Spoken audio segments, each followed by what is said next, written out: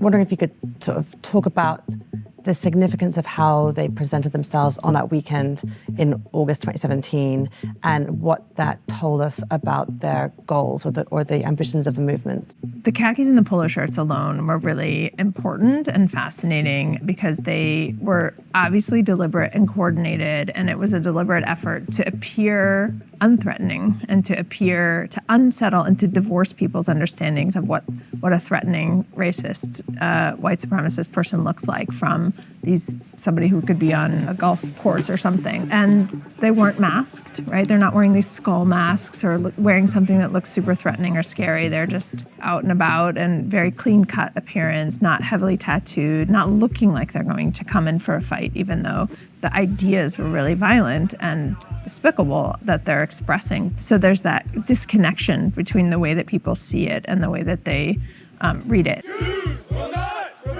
We even saw in some of the language around the planning of the event, like that there have been calls to show up looking presentable, right? Because people will be more likely to listen to the ideas. That also helps recruit because it turns out that it's easier to recruit people, I think, to these movements when they don't have to adopt a uniform appearance that makes it really public in all of their lives who they are and what they believe in. They can blend in and go to their regular job and nobody has to know, and then they can express that ideology somewhere else. So I think that facilitates the growth of the movement in dangerous ways as well. And another thing that I guess has come up is this idea of, I think, front stage and backstage behavior. So is what you're describing, that would be front stage behavior? Yeah, I think the front stage behavior is sort of your public presentation of self, right? The way the public views you. And the backstage behavior is the ideology or the beliefs that you might hold. And what used to be the case in the white supremacist movement is that there was much less of a gap between the front stage and the backstage. I mean, of course, we've had the Ku Klux Klan with the hoods, right? So you're still hiding. But then for all of the 80s and the 90s, I would say, in the racist skinhead scene and the white supremacist scene, across Europe, Eastern Europe, Russia, and across North America, what you really had was pretty visible manifestations of who people were. So it was a subculture in and of itself. It was a shaved head, a bomber jacket, the combat boots, the tattoos, the use of really obvious symbols like the swastika, right? I mean, you'd have these really obvious hate symbols. And I think what we've seen is a divorcing of that front stage from the backstage so that the appearance looks like anybody else. It's much more mainstream and blends in, while the backstage or the kind of behind the scenes ideology has been just as virulent, even if sometimes more coded. And are there any ideas or concepts that you think have sort of made their way into the mainstream? One is replacement in general. The whole idea, the broader conspiracy theory of the Great Replacement we have seen become more mainstream over the past few years. Will you explain a little bit what the Great Replacement theory is? It's now the leading conspiracy theory in the white supremacist extremist movement globally.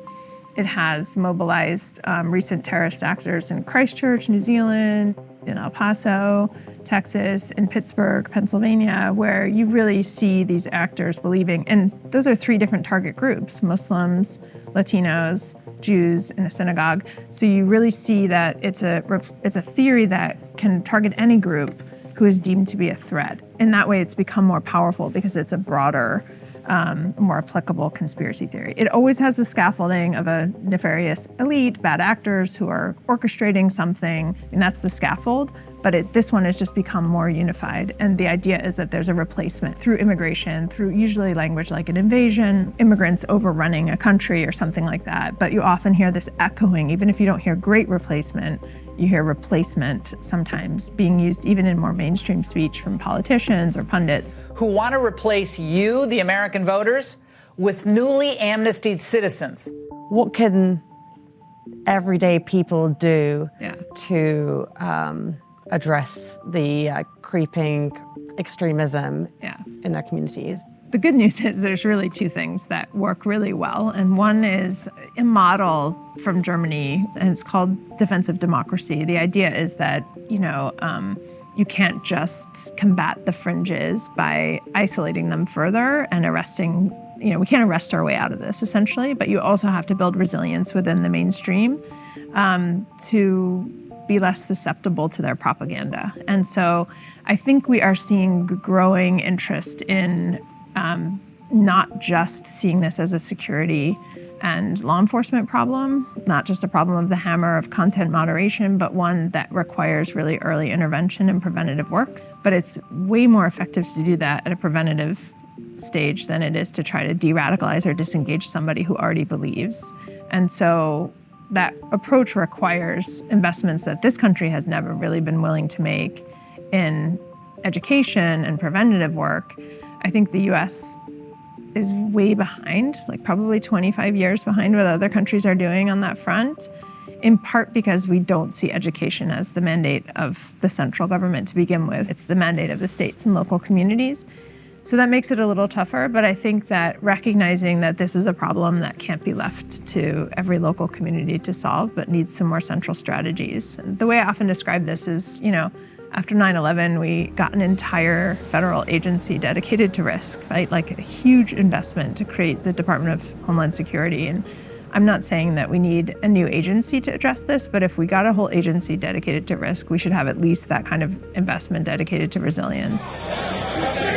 And I think January 6th was the kind of epistemic shock that it might take for this country to understand that you can't just defend democracy with force. You also have to nurture it with education. And we've never done that, really, in a serious capacity. We've never really taken it seriously. But I think maybe we're at the beginning of the stages of being willing to do it.